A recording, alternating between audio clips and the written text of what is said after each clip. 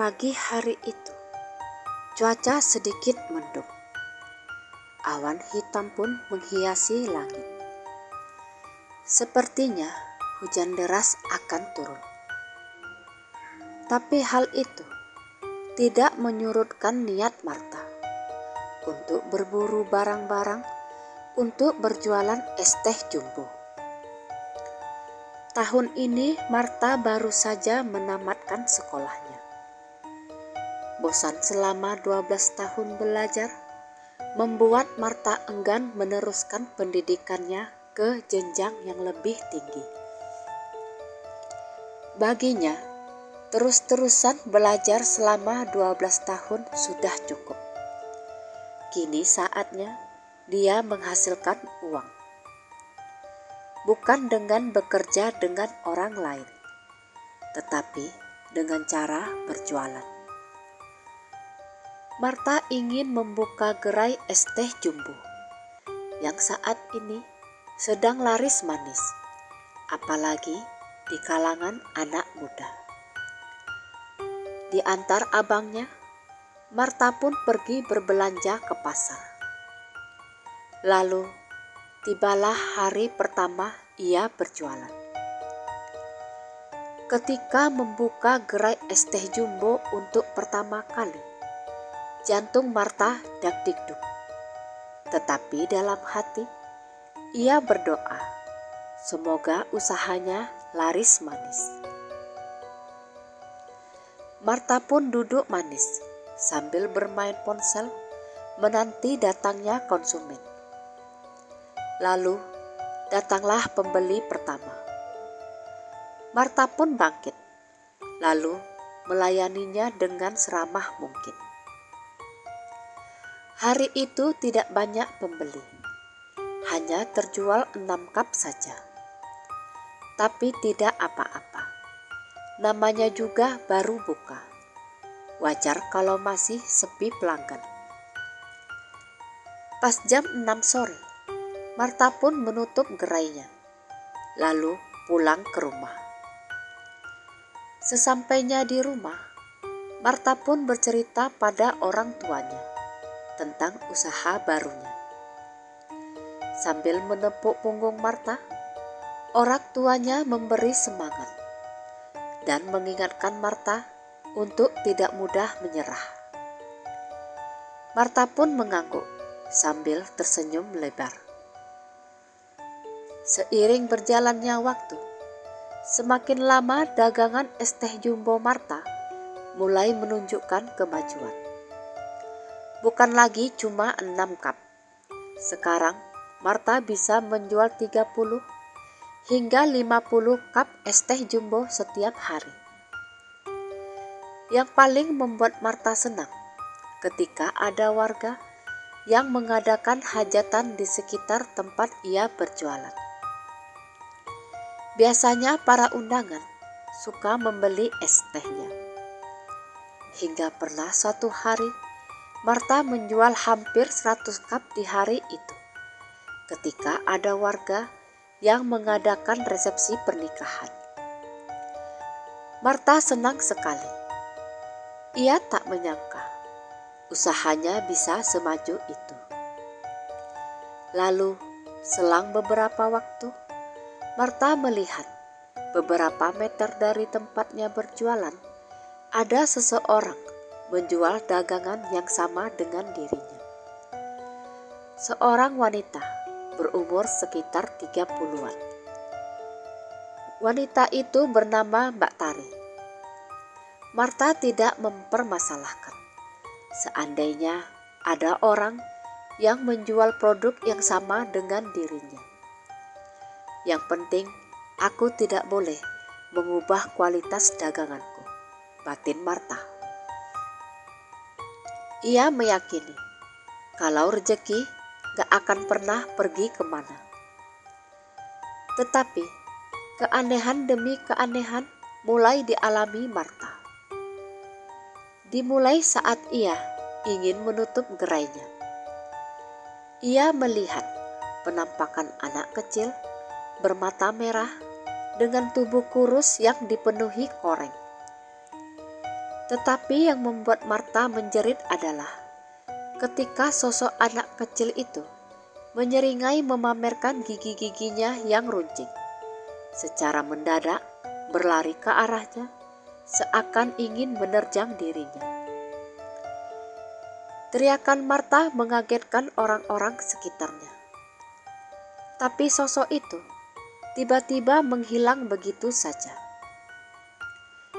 Pengakuan Marta akan sosok itu membuat warga saling berpandangan. Mungkin mereka tidak tahu apakah harus percaya Marta atau tidak. Gangguan demi gangguan terus dialami Marta. Walaupun takut, tapi Marta berusaha tidak mempedulikannya. Jika ia melihat sesuatu yang aneh, Marta berpura-pura tidak melihatnya. Dan tak lama, gangguan-gangguan itu mulai berkurang. Bahkan tidak ada lagi makhluk tak kasat mata yang mencoba mengganggu dirinya. Tetapi itu tidak berlangsung lama. Walaupun tidak melihat kehadiran makhluk-makhluk itu, dagangan Marta mulai sepi pembeli. Bahkan puncaknya, usahanya sedikit demi sedikit mengalami penurunan. Marta berusaha sabar dan meyakinkan dirinya bahwa yang namanya berdagang pasti ada masa pasang surutnya. Tetapi yang paling aneh, pernah di suatu hari dagangannya tidak laku satu gelas pun. Dan itu terjadi beberapa hari ke depannya. Yang paling membuat Marta sedih, ia melihat salah satu pelanggannya membeli es teh bukan di gerainya, tetapi di gerainya Mbak Tari. Bahkan si pelanggan yang biasanya ramah sedikit pun tidak menoleh padanya dan melewati gerainya begitu saja. Seakan-akan si pelanggan itu tidak melihat dirinya. Tidak hanya satu, pelanggan-pelanggan lainnya juga bersikap sama. Marta mulai meragukan dirinya. Apakah kualitas tehnya mulai berkurang? Tidak, bantah Marta. Dia sampai mencicipi tehnya sendiri. Dan rasanya masih sama. Manis, wangi, dan segar. Sepertinya ada yang salah. Tapi Marta tidak tahu apa itu. Hari ke hari, usaha dagangan Marta semakin hancur. Sedangkan di sisi lain, dagangan Mbak Tari semakin laris. Rasa putus asa mulai menyerangnya. Apa ini saatnya aku tutup saja usahaku? Mengingat itu, hati Marta rasanya hancur. Dengan menahan air matanya yang nyaris tumpah, Marta menutup gerainya dengan hati berkecamuk. Lebih baik aku tidak berjualan untuk sementara waktu, sembari mencari apa kesalahannya. Sesampainya di rumah, sambil berurai air mata, Marta pun menceritakan apa yang dialaminya kepada orang tuanya. Hati orang tua mana yang tak hancur melihat anaknya terpuruk seperti yang dialami Marta. Tetapi sebagai orang tua yang bijak, mereka hanya meminta Marta untuk bersabar. Mungkin ini semua hanya ujian dari Allah, Sang Maha Pencipta. Untuk mengalihkan pikiran Marta dari dagangannya yang lagi bermasalah, ibu berinisiatif mengajak Marta berbelanja. Hari itu rencananya, ibu mau membuat cemilan kolak pisang dan ubi untuk dimakan sambil ngeteh di sore hari.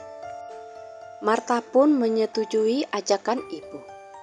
Lumayan, daripada aku bengong di rumah, pikir Marta dalam hati. Marta dan ibu pun berboncengan ke pasar tradisional untuk membeli bahan-bahan kolaknya. Di saat lagi milih-milih pisang, tahu-tahu seorang anak kecil memanggil Marta. Anak kecil berumur 10 tahun itu adalah pelanggannya Marta yang bernama Desi. Dengan polosnya, Desi bertanya, kenapa Marta gak pernah jualan lagi? Mendengar pertanyaan itu, Marta sedikit heran. Gak pernah berjualan lagi? Bukannya baru hari ini dia gak jualan? Kenapa Desi mengatakan dia gak pernah berjualan lagi? Baru saja Marta ingin membantahnya. Desi melanjutkan ocehannya. Karena Marta tak berjualan, Desi pun beralih membeli es di tempat Mbak Tari. Dan menurut Desi, ia lebih suka es tehnya Marta. Tiba-tiba terdengar suara wanita memanggil Desi. Wanita itu ibunya. Sebelum berpisah, Desi sempat berkata, "Besok kakak jualan lagi ya," pintanya sambil tersenyum. Lalu berbalik dan sedikit berlari menghampiri ibunya. Celotehan si gadis kecil membuat Marta dan ibunya berpandangan heran. Marta ingin segera membahasnya, tetapi ia menahan keinginannya tersebut. Nanti saja begitu pulang ke rumah, pikirnya dalam hati. Sesampainya di rumah, ia pun membahasnya bersama ibu dan ayah. Ibu sempat menuduh, apa jangan-jangan emang Marta gak berjualan, tapi malah keluyuran kemana-mana. Marta membantah ucapan ibu. Ia meyakinkan ibunya kalau dia tidak pernah absen sedikit pun berjualan. Baru hari ini dia tidak berjualan. Lalu, kalau memang Marta selalu berjualan, kenapa Desi mengatakan hal yang sebaliknya? Kalau ia tidak pernah melihat Marta berjualan lagi. Apakah Desi berbohong? Sepertinya tidak. Lagian buat apa anak sekecil Desi membuat kebohongan seperti itu? Akhirnya, atas saran ayah, mereka pun mendatangi salah satu ustadz kenalan mereka, yang juga memiliki ilmu kebatinan bernama Ustadz Raman. Setelah mendengar permasalahan Marta, Ustadz Raman membaca doa sejenak. Lalu setelahnya, Ustadz Raman berkata, kalau ada orang yang sengaja ingin menghancurkan usaha Marta. Usaha pertama si pelaku ialah mengirim makhluk-makhluk gaib untuk mengganggu Marta, dengan harapan konsentrasi Marta bisa pecah seketika. Tetapi ketika si pelaku melihat tidak terlalu berdampak, ia pun mengganti metodenya dengan cara menutup pandangan orang-orang terhadap gerainya Marta, sehingga seolah-olah Marta tidak berjualan. Pantasan batin Marta, pantas pelanggan-pelangganku melewatiku, seolah-olah mereka tidak melihat diriku. Ustadz Raman mengambil sebotol air, lalu ia membaca ayat-ayat suci, lalu memberikannya pada Marta. Besok, sirapkan air di botol itu di sekeliling gerainya, sambil membaca sholawat Nabi. Insya Allah itu akan melunturkan hal-hal jahat yang mengelilingi gerai. Marta pun mengambil botol itu dan menyimpannya hati-hati ke dalam tas. Solusi sudah didapat, tetapi yang jadi pertanyaan, siapakah pelakunya? Siapa orang yang tega berbuat itu padanya? Marta sendiri merasa tidak memiliki masalah dengan siapapun. Bahkan ketika ada orang seperti Mbak Tari berjualan dagangan yang sama dengannya. Ia sama sekali tidak mempermasalahkannya. Tetapi ucapan Ustadz Rahman selanjutnya membuat Martha terkejut. Walau tidak menyebut nama, Ustadz Rahman mengatakan bahwa orang tersebut adalah orang yang berjualan dagangan yang sama dengan Martha. Orang tersebut membuka usahanya dekat dengan Martha. Karena cemburu melihat es Martha laris manis, ia pun melakukan tindakan nekat dengan cara merusak usaha Martha dengan bantuan ilmu hitam. Tapi Ustadz Rahman memberi nasihat. Seandainya Martha tahu siapa pelakunya, Ustadz Rahman memintanya untuk tidak menghiraukannya. Jangan pernah berpikir untuk balas dendam. Biarkan Allah yang membalasnya. Keesokan harinya, Martha pun melakukan apa yang sudah diperintahkan Ustadz Rahman. Dan di saat melakukannya, tiba-tiba Martha dikagetkan dengan kedatangan Mbak Tari yang bertanya Martha sedang ngapain. Ingin rasanya Martha menjambak rambut Mbak Tari, karena Martha yakin orang yang dimaksud Ustadz Rahman itu ya orang ini. Tapi karena tidak ada bukti, Martha tidak bisa berbuat apa-apa. Karena tidak bisa menyerang secara fisik, Martha menyerang Mbak Tari dengan kata-kata. Martha berkata dengan nada lembut, "Iya nih Mbak, saya heran. Kemarin banyak yang bilang saya nggak pernah berjualan lagi.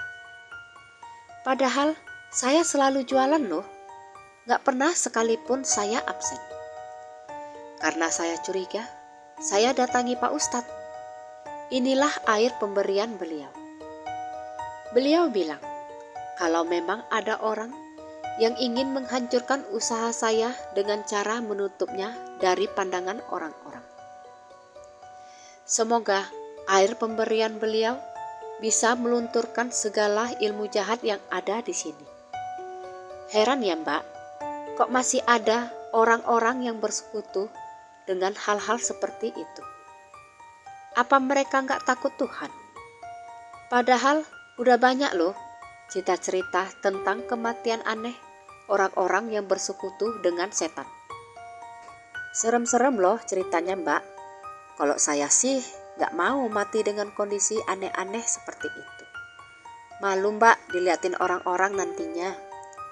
Lalu Martha pun pura-pura bergidik di depan Mbak Tari dan kembali menyirami gerainya sambil membaca sholawat Nabi, tanpa mempedulikan wajah Mbak Tari dengan ekspresi tak sukanya.